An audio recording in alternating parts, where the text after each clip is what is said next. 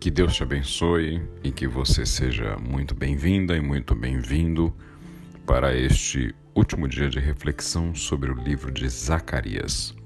Especificamente no dia de hoje, seus capítulos 11, 12, 13 e 14.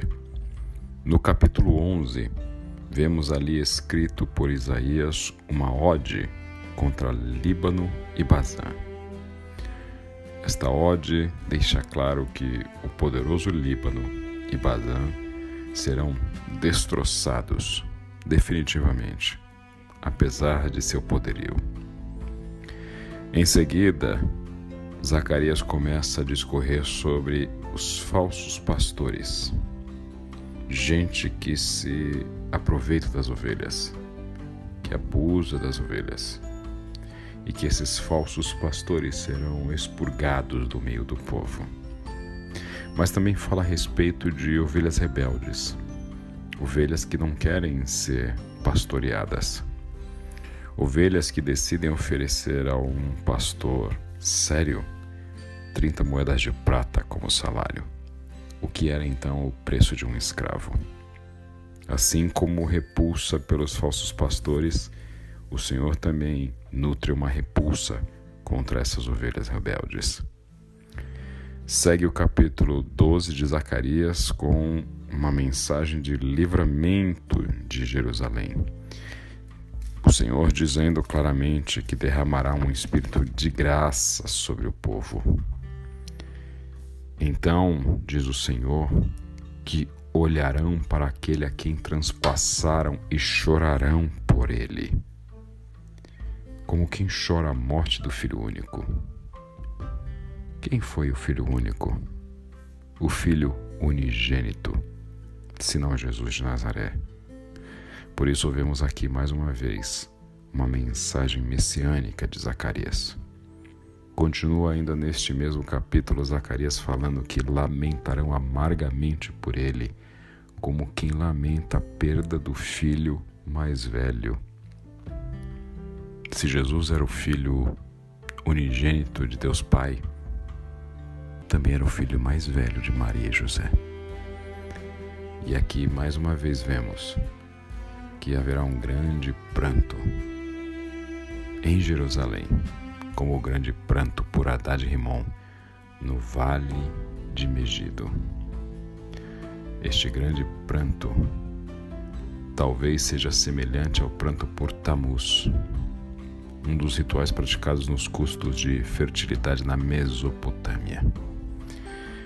E assim vemos que segue Zacarias para o capítulo 13, em suas mensagens metafóricas, a respeito de uma fonte aberta para a purificação. Uma fonte onde o Senhor buscará purificar o seu povo, onde haverá o fim dos falsos profetas. Diz o Senhor, naquele dia eliminarei da terra a idolatria, de modo que até o nome dos ídolos será esquecido. Removerei da terra os falsos profetas e o espírito de impureza. Neste capítulo 13 vemos uma passagem que é reproduzida no Evangelho de Mateus, quando se refere a Jesus e seu momento último de perseguição, prisão e morte pelos romanos, pois Zacarias diz: fira o pastor e as ovelhas serão dispersas. Esta é uma passagem utilizada a respeito de Jesus quando da perseguição, no momento em que ele é preso e seus discípulos fogem, pois de fato o pastor foi ferido e as ovelhas foram dispersas. Segue o capítulo 14 com uma mensagem de juízo e ao mesmo tempo redenção. A mensagem de encerramento do livro de Zacarias é uma mensagem dizendo a respeito de um juízo contra os inimigos de Israel, mas de um momento final onde o Senhor será rei sobre toda a terra. O Senhor então deixa claro que naquele dia, no último dia, serão celebradas a festa das cabanas. E coincidentemente, celebramos neste ano de 2022 o feriado da Festa dos Tabernáculos ou Festa das Cabanas, exatamente neste período, encerrando-se hoje, neste dia 16 a 17 de outubro. Ainda diz neste capítulo que todas as panelas em Jerusalém e em Judá serão santas ao Senhor dos Exércitos. Tamanha a santidade que se apoderará do povo. Até os utensílios domésticos mais banais e corriqueiros se tornarão santos. E naquele dia não haverá mais comerciantes no templo do Senhor dos Exércitos. E assim encerra-se o capítulo 14 do último capítulo do livro de Zacarias. Esta passagem, e naquele dia não haverá mais comerciantes no templo do Senhor dos Exércitos, nos faz menção a algo bastante delicado no meio do povo de Deus.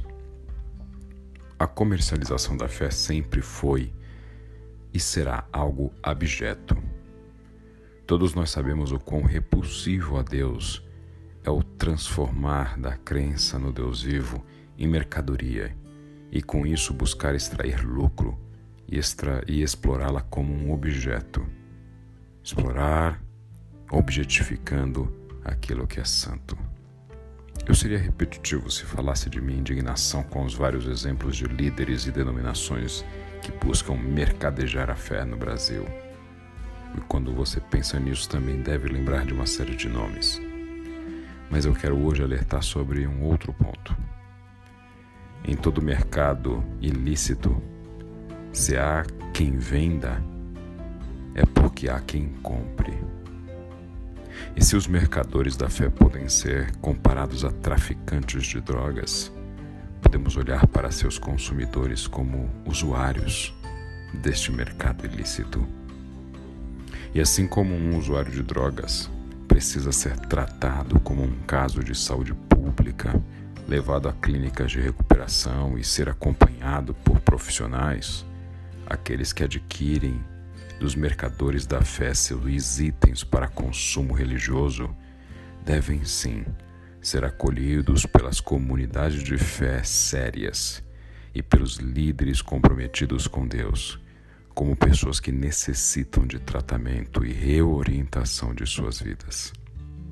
Gente que precisa compreender que milagre não se compra e favor de Deus é fruto da graça. Este usuário de drogas religiosas precisa ser acolhido com amor, mas disciplinado para compreender que uma dose de religião paga não salva, mas o sangue de Jesus, o preço mais alto, já foi derramado como bom preço.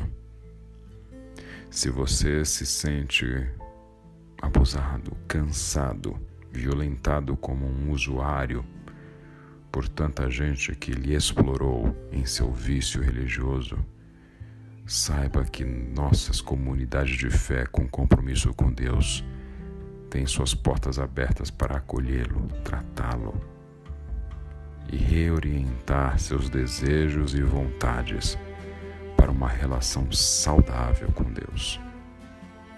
E se você é um irmão e uma irmã que conhece alguém nesta situação, procure ajudá-lo, acolhê-lo, amá-lo, compreender que talvez esta pessoa tenha vivido uma realidade de abuso religioso durante tanto tempo. E nossas comunidades de fé com compromisso com Deus sejam das poucas alternativas antes que essa pessoa possa morrer de uma overdose religiosa. Ame, cuide e acolha, como se deve fazer com qualquer usuário. Que Deus abençoe esta comunidade de fé que acolhe o pecador. Que Deus te abençoe.